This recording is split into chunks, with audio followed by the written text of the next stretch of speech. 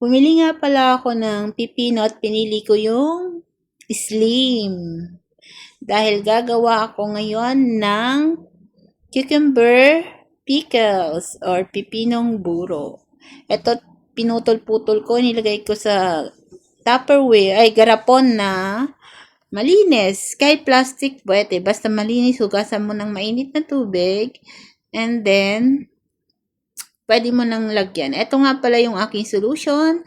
3:1 ang ginawa ko. Nilagyan ko ng bawang. And then, nilagyan ko ng 2 tubig na pinakulo at saka 1 suka. Pagkatapos na mamig, pwede mo nang gamitin at ilagay dito sa may cucumber. At ito na nga. After 7 days sa fridge, ay pwede mo na siyang kainin.